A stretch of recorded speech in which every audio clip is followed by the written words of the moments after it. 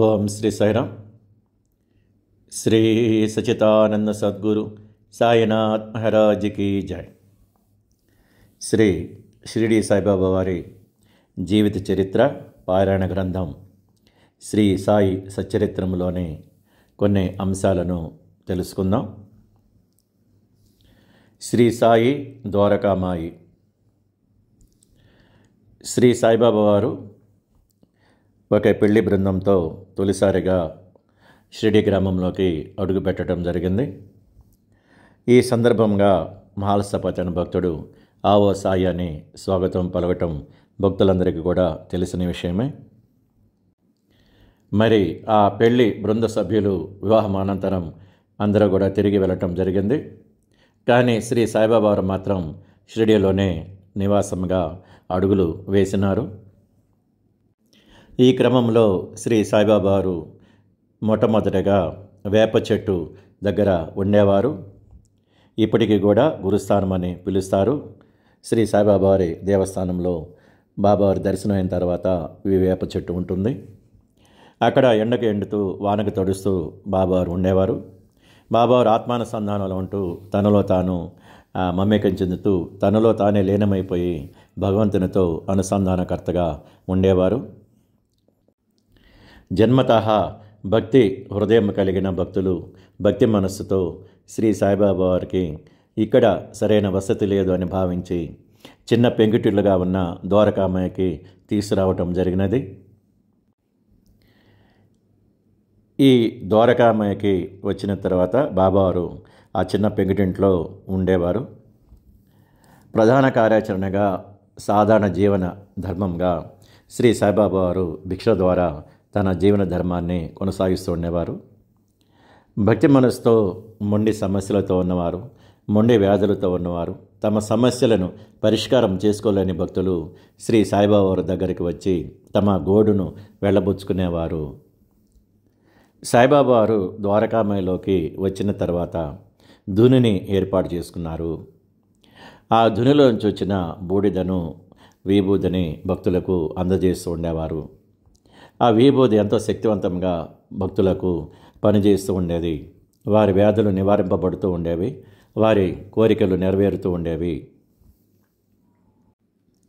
చిన్న పెంకుటిల్లుగా ఉన్న ఈ ద్వారకామాయికి శ్రీ సాయిబాబా వారే ఒక సందర్భంలో నామకరణం చేసినారు. ద్వారకామాయిగా అప్పటి నుంచి భక్తులు పిలుస్తూ ఈ రోజు వరకు అది చరిత్రలో ఒక విశేషమైన ధార్మిక ఆధ్యాత్మిక క్షేత్రముగా ఉన్నది. ద్వారకామాయిలో శ్రీ సాయిబాబా వారి దగ్గరికి వచ్చిన భక్తుల నుండి బాబావారు స్వయంగా దక్షిణను అడిగి మరీ తీసుకుంటూ ఉండేవారు.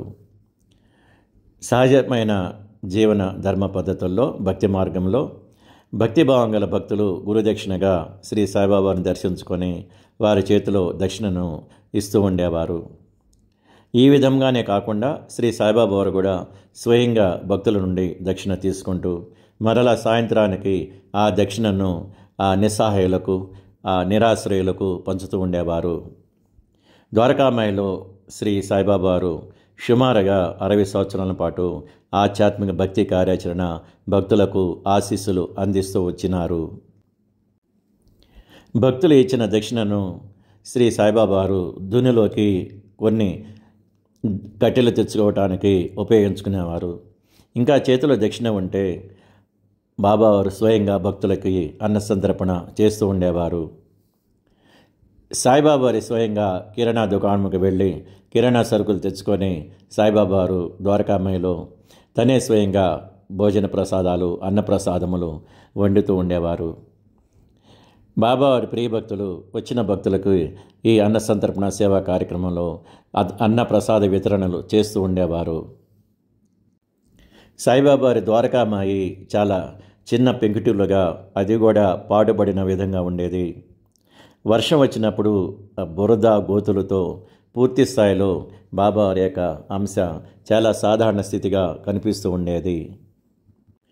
కొద్దిమంది సాయి ప్రియభక్తులు ఆ సాయిబాబా వారిని ఈ విధంగా కార్యాచరణ చూడలేక భక్తిభావంతో ద్వారకామాయిని అభివృద్ధి చేయాలనే సంకల్పంతో రాతి స్తంభాలతో నూతన నిర్మాణ కార్యక్రమాలు చేస్తూ ఉన్నప్పుడు సాయిబాబా వారు ఒప్పుకునేవారు కాదు. వారి ఆడంబరాల పట్ల ఎటువంటి ఆసక్తి ఉండేది కాదు. రాత్రిపూట చావడలు నిద్రించినప్పుడు వారు ఈ కార్యక్రమాన్ని చేస్తూ ఉంటే రాతి స్తంభాల నిర్మాణ కార్యక్రమం ఉదయాన్నే వచ్చి మళ్ళా ఆ రాతి స్తంభాలను తొలగిస్తూ ఉండేవారు. ద్వారకామాయిలో శ్రీ సాయిబాబా వారు ఎంతో నిరాడంబరై జీవిస్తూ ఉండేవారు.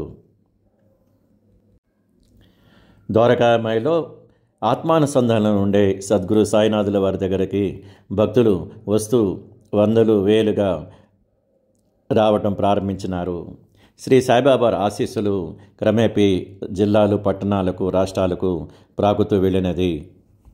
ఈ పరిస్థితుల్లో భక్తి మనస్సు కలిగిన, ఆధ్యాత్మిక చింతన కలిగిన భక్తులు ద్వారకామాయిలో శ్రీ సాయిబాబాని ప్రత్యక్ష దైవంగా పూజించటం ప్రారంభించినారు. 1910వ సంవత్సరంలో శ్రీ సాయిబాబా వారికి హారతులు ఇవ్వటం ప్రారంభించినారు.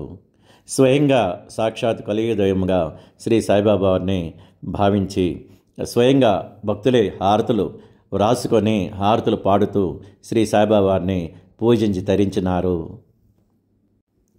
ఆ రోజున ప్రారంభమైన అనగా 1910వ సంవత్సరంలో ప్రత్యక్ష హారతులు పూజలు ప్రారంభమైన రోజు నుండి ఈ రోజు వరకు కూడా శ్రీ సాయి మందిరాలలో 4 హారతులు జరుగుతూ శ్రీ సాయిబాబా వారి పూజా కార్యక్రమాలు జరుగుతూ ఉన్నాయి.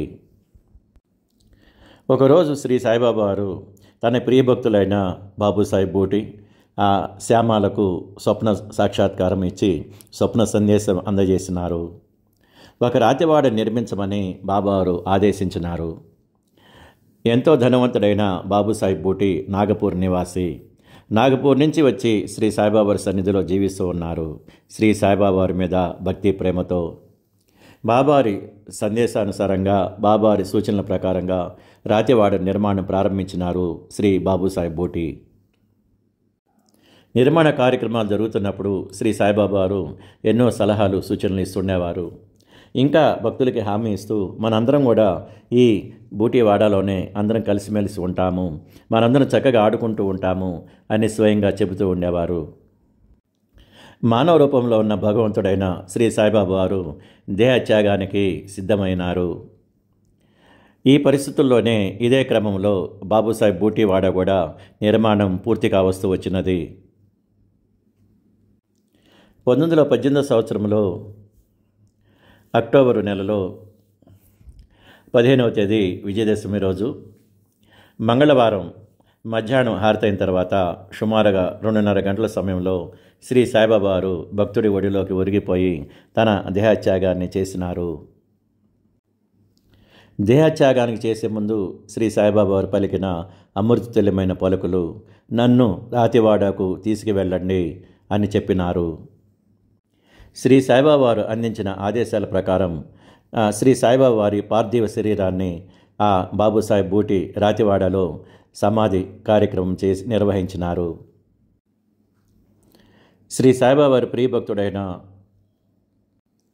ఉపాసనీ బాబా బాలాసాహెబ్ బాటే వారి ఆధ్వర్యంలో శ్రీ సాయిబాబా వారి ఉత్తర క్రియ కార్యక్రమాలు జరిగినాయి. శ్రీ సాయిబాబా వారు మహాసమాధి చెందిన తర్వాత 36 సంవత్సరాల తర్వాత 1954లో ఇప్పుడు భక్తులకి దర్శనమిస్తున్న శ్రీ సాయిబాబా వారి పాలరాతి మూర్తిని ప్రాణప్రతిష్ఠ చేసినారు. శ్రీ సాయిబాబా వారు సజీవంగా భక్తి కార్యాచరణ చేసిన పవిత్రమైన స్థలమే ద్వారకామాయి. ఇప్పుడు దర్శనం కొనసాగుతున్నది సమాధి మందిరంగా పిలువబడుతూ ఉంటుంది. శ్రీ సాయిబాబా వారి జీవిత చరిత్రలో శ్రీ సాయిబాబా వారికి ద్వారకామాయికి ఉన్న అనుబంధమే ఈ సారాంశము. ఓం శ్రీ సాయిరాం. ఓం శ్రీ సాయిరాం. శ్రీ సచితానంద సద్గురు సాయినాథ్ మహారాజ్కి జై.